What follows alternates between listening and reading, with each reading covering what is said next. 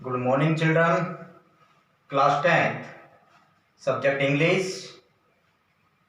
date 7 October 2020, Wednesday. अपना topic जो चल रहा है वो चल रहा था क्लोज में। क्लोज के अंदर रिलेटिव प्रोनाउन चल रहे हैं। रिलेटिव प्रोनाउन का ये लास्ट वीडियो है अपना। अब से पहले अपन ने हु, हुम, विच, हुच, दैट, वेयर और वैन इनका प्रयोग देखा था। आज अपन देखेंगे व्हाट का और वाई का। हालांकि परीक्षा की दृष्टि से जो इम्पोर्टेंट है वह हु, हुम, हुच, विच और दैट।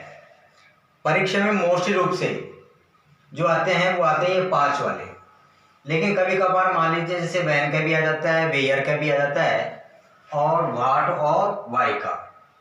तो इसको भी अपन देख लीजिए एक बार। व्हाट यानी होता है जो या जो कुछ। इसके प्रयोग की 3 कंडीशंस रहती है। एक तो ये वाक्य के प्रारंभ में लगता है व्हाट, दूसरा इसका होता है वर्ब के बाद में लगता है व्हाट, और तीसरा होता है वर्ब प्लस ऑब्जेक्ट के बाद में व्हाट का प्रयोग होता है। अब देखो example, can not be cured, must be endured. इसके अंदर यानी मैंने बताया था ना वाक्य के प्रारंभ में, तो ये हो गया अपना वाक्य के प्रारंभ के अंदर व्हाट का प्रयोग। दूसरा है डू ब्लैंक यू प्लीज।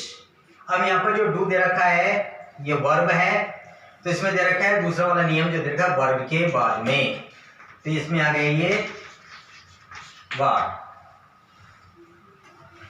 तीसरा है please tell me you need. इसके अंदर जो चलता है यानी कौन सा बताया था, वर्ब और वर्ब के बाद में ऑब्जेक्ट और उसके बाद में व्हाट का प्रयोग।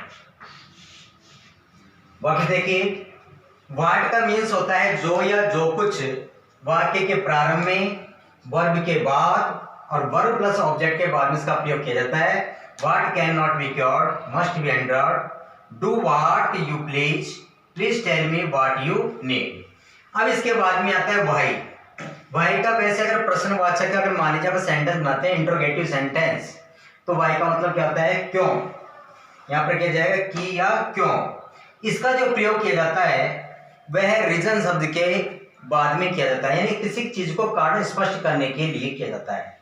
जैसे आ गया this is the reason why he didn't come. This is the reason why he didn't come. ये इसका प्रयोग हो गया। तो यहां पर अपने जो होते हैं रिलेटिव प्रोनाउन वो पूरे होते हैं। आपकी जो गोल्डन रेज की जो बुक दे रखी है उसमें पेज नंबर 186 187 पर इसकी एक्सरसाइज दे रखी है, उसको आपको हल करनी है। अब इसी के अंदर अगला भाग आता है adverbial clause of condition, यानी इसको बोलते हैं कौन से, शर्त वाले क्रिया विशेषण वाक्य। कंडीशनल सेंटेंस जिसको है ये आपके एडवर्ब इसमें भी चलते हैं, क्लोज में भी, और साथ में आपकी जो करेक्ट फॉर्म आती है उसमें भी कई बार ये 1 नंबर का प्रश्न आता है। तो इसको गया शर्तवाचक वाक्य के 2 वाक्य से मिलकर के बना होता है। पहला तो होता है कंडीशन क्लॉज और दूसरा होता है मेन क्लॉज। कंडीशन क्लॉज को अपन कह सकते हैं इफ क्लॉज और मेन क्लॉज को कह सकते हैं अपन प्रिंसिपल क्लॉज। यह सीधी सी इसकी पहचान है, जिन सेंटेंसों में इफ से जुड़ा होता है वो तो कहलाता है कंडीशन। जब आप एक कंडीशन पूरा कर दोगे तब जाकर के वो दूसरा वाला वाक्य पूरा होगा। अगर पहली कंडीशन पूरी नहीं करते हो तो दूसरा वाक्य नहीं बन पाएगा। और दूसरे कौन सा गया, प्रिंसिपल क्लॉज यानी मेन क्लॉज जिसको अपन बोलते हैं मुख्य वाक्य। जैसे दे रखा है इफ यू वर्क हार्ड तो यू विल पास, यानी यदि तुम कठिन परिश्रम करोगे तो यू विल पास, तो तुम परीक्षा में पास होंगे या तुम पास होंगे। अब इसमें कंडीशन क्या रख दी, यानी इसकी कंडीशन क्या है कि कठिन परिश्रम करना है, कठिन परिश्रम नहीं करोगे तो परीक्षा में सफल भी नहीं होंगे। दूसरा देखो if you run fast you will catch the train, यदि तुम क्या करते हो, तेजी से दौड़ोगे। तो you will catch the train, तो तुम ट्रेन को पकड़ लोगे। वही कंडीशन आ गई, अगर आप तेजी से नहीं दौड़ पाओगे ट्रेन आपसे छूट जाएगी। तो शर्त वाला वाक्य के अंदर क्या चलता है कि हमेशा यानी पहली जो शर्त होती है उसको आपको पूरा करना होगा। जब पहली शर्त पूरी हो जाएगी उसके बाद दूसरा चलेगा। तो ये जो कंडीशनल सेंटेंस होते हैं ये बनते हैं अपने 3 प्रकार के वाक्य से मिलकर के बनते हैं।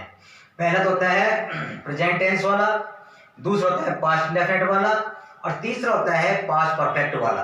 तीनों के मैंने एग्जांपल्स दे रखे हैं, विस्तार से अपन कल पढ़ेंगे अपन। अब इसमें देखो ये जो रखे हैं दोनों वाले, ये तो हो गया आपके प्रेजेंट के वाक्य हैं। ये दूसरा नंबर का तीसरा में सेंटेंस दे रखा है, ये हो गया पास्ट इंडेफिनिट का, और ये हो गया आपका पास्ट परफेक्ट का वाक्य। इसमें देखिए आप, if I were A bird, तो I would fly in the sky. यदि मैं पक्षी हूं, यानी मैं पक्षी होता, इसको बोलते हैं यदि मैं पक्षी हूं तो I would fly in the sky, तो मैं आकाश में उड़ूंगा। तो इसके अंदर क्या जाएगा कि जो यहां पर दे रखा है वर, यानी पास्ट टेंस हो गया, तो इधर भी कौन सा आ गया, पास्ट आ गया, क्योंकि विल फर्स्ट फॉर्म होती है, सेकंड फॉर्म कौन सी होती है, वुड होती है। तो पहले में कौन सा, यहाँ फर्स्ट फॉर्म दे रखी थी तो यहाँ भी फर्स्ट फॉर्म चल गई है, यहाँ पर सेकंड फॉर्म दे रखी है तो यहाँ पर भी सेकंड फॉर्म होगी इसकी मॉडल की, और मॉडल बाद हमेशा वर्ब की फर्स्ट फॉर्म आती है।